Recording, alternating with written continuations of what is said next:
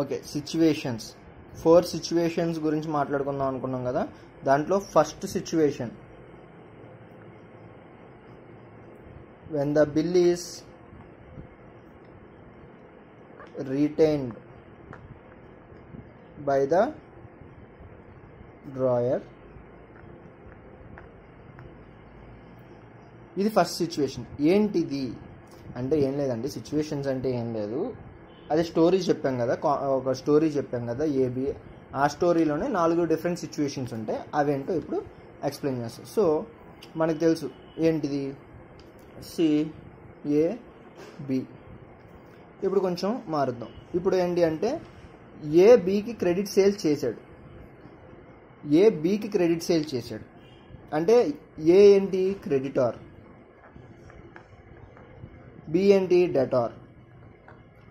So మనకు తెలిసిన స్టోరీలో ఏమైంది, ఏ క్రెడిటార్ కాబట్టి క్రెడిట్ సేల్ చేసాడు కాబట్టి ఏ ఏం చేస్తాడు, బిల్లు డ్రా చేస్తాడు. So A is also called as drawer. Draw చేసి బికి పంపిస్తాడు, బి యాక్సెప్ట్ చేసి మళ్ళీ ఏకి ఆ బిల్ పంపించేస్తాడు.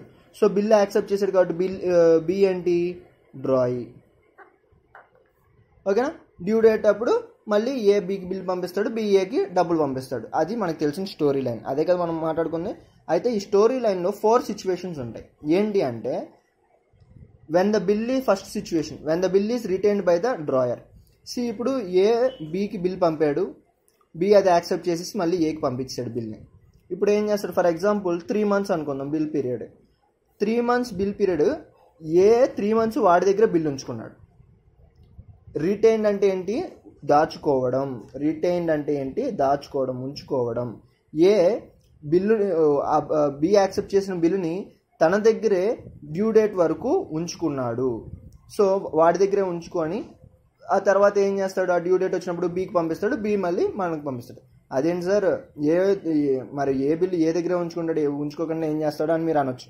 లేదు, ఉంచుకోకుండా ఇంకా చాలా చేయొచ్చు. ఏం చేయొచ్చు అంటే రిమైనింగ్ సిచ్యువేషన్స్లో చూద్దాం. సో ఫస్ట్ సిచ్యువేషన్ ఏంటి, జనరల్ సిచ్యువేషన్.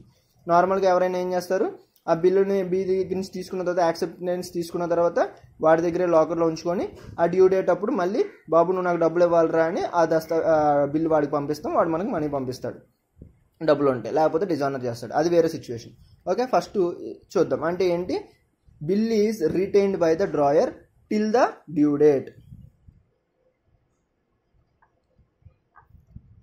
డ్యూ డేట్ వరకు బిల్లును ఏ దగ్గరే ఉంచుకున్నాడు. సో ఫర్ ఎగ్జాంపుల్ ఇదే ఎగ్జాంపుల్లో క్రెడిట్ పర్చేజ్ ఏమో 1/1/2019 జరిగింది. బిల్లు డ్రా చేశారు, అదే రోజు బిల్లు కూడా డ్రా చేశారు for 3 months. Okay, so for 3 months అంటే డ్యూ డేట్ ఎప్పుడు, what is the due date మనకు తెలుసు, డేస్కి 3 days యాడ్ చేయాలి. 3 months కాబట్టి 1 + 3 4. So this is the due date. ఓకేనా. అంటే ఈ డేట్న ఏ బిల్లు డ్రా చేసి అదే డేట్న యాక్సెప్టెన్స్కి బికి పంపిస్తే బి యాక్సెప్ట్ చేసి మళ్ళీ ఏం చేస్తాడు, ఏకి పంపించేస్తాడు. సో ఏ ఎప్పుడు వరకు ఉంచుకుంటాడు, ఈ డేట్ వరకు ఉంచుకొని ఆ డేట్ వరకు బికి బిల్ పంపిస్తాడు.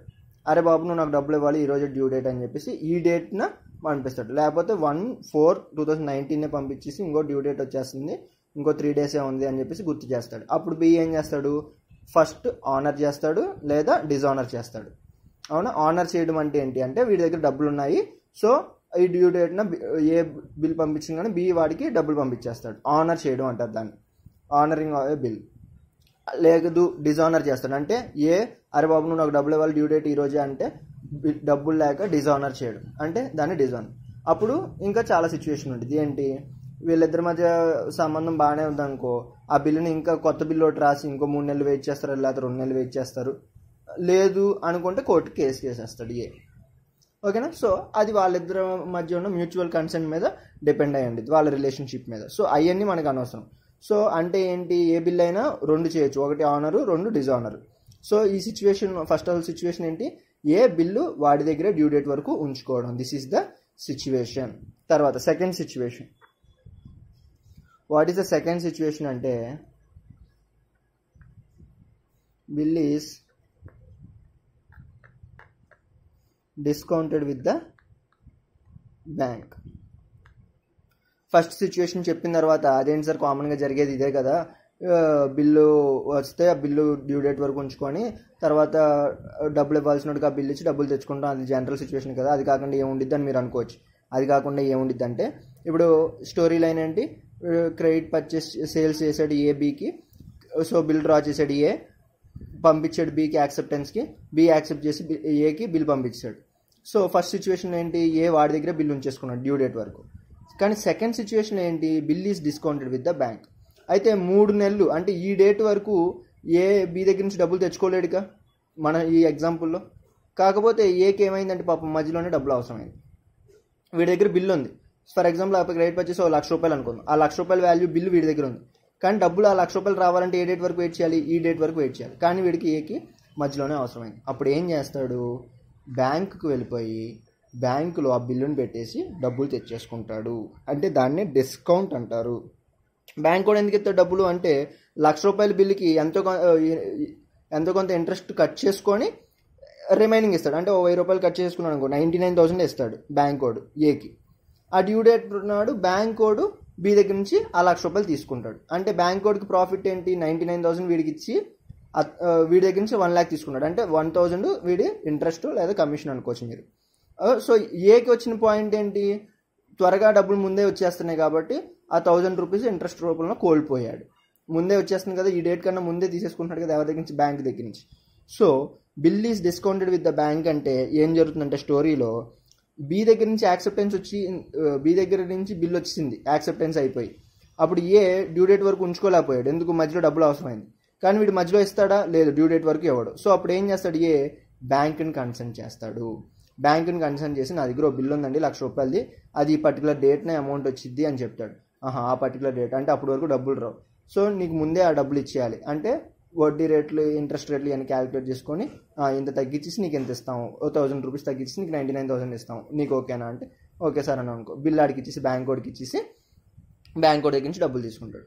సో ఈ డ్యూ డేట్ వచ్చినప్పుడు బ్యాంక్ కోడ్ వీడికి పంపిస్తాడు, బాబు నువ్వు ఇచ్చిన బిల్ మాకు వీడు డిస్కౌంట్ చేస్తాడు, సో నువ్వు ఇప్పుడు ఈ బిల్ మీద డబ్బులు పే చేయాలి కాబట్టి అది మాకు పే చేయంటాడు.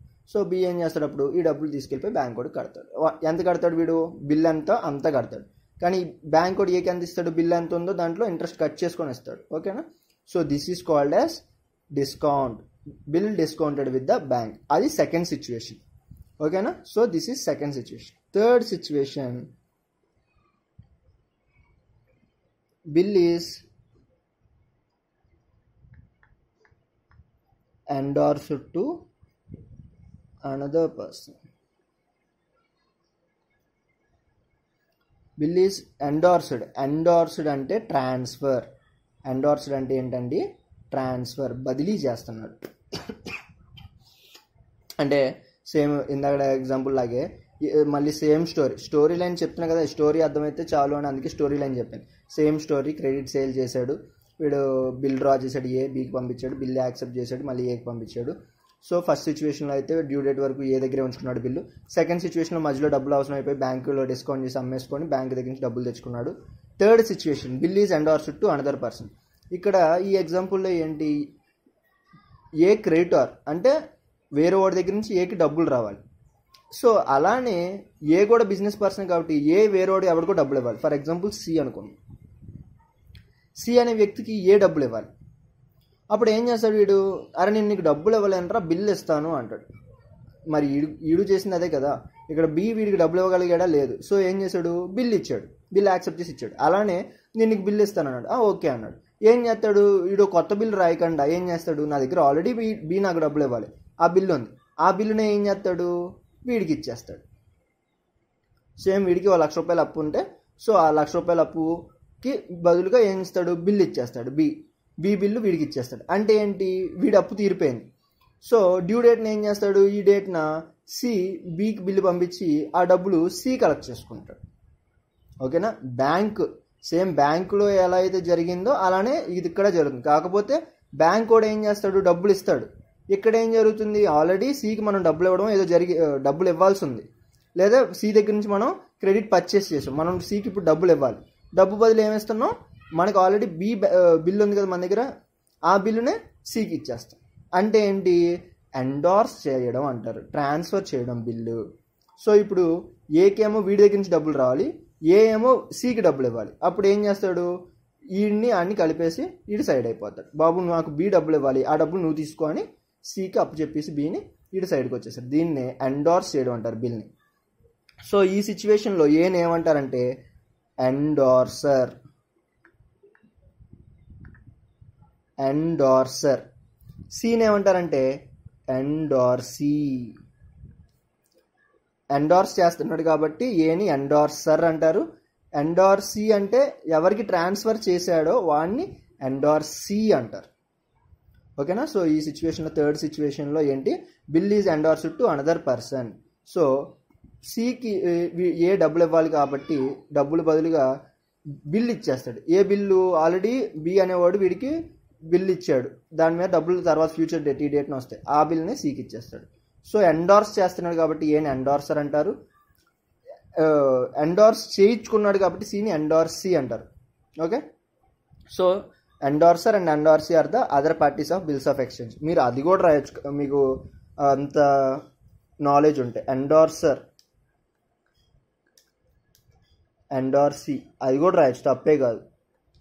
కానీ అంత అవసరం లేదు, వాడు మనకి మోస్ట్లీ అడగడు parties of bills of exchange. So అడిగితే మేజర్లీ ఈ 3 పార్టీస్ సరిపోతే, మీకు ఇంకా రాయాలనిపిస్తే ఎండార్సర్ ఎండార్సీ కూడా పార్టీస్ ఆఫ్ బిల్స్. ఎందుకంటే ఈ ఎగ్జాంపుల్ వచ్చినాయి కదా. ఎండార్సర్ అంటే ఎవరు, the person who endorses the bill to another person. Endorsee అంటే ఎవరు, the person to whom in whose benefit the bill is transferred is called as endorsee. So అలా కూడా మనం పార్టీస్ ఆఫ్ బిల్స్ ఆఫ్ ఎక్స్చేంజ్లో ఈ 2 క్యారెక్టర్స్ని కూడా ఇంక్లూడ్ చేయొచ్చు. So అర్థమైంది ఎండార్సీ అండ్ ఎండార్స్మెంట్ అంటే ఏంటో. The bill is endorsed to another person. This is the third situation. So due డేట్న సిబికి బిల్ పంపించి డబ్బులు వసూలు చేసుకుంటాం. ఫోర్త్ సిచ్యువేషన్ ఏంటంటే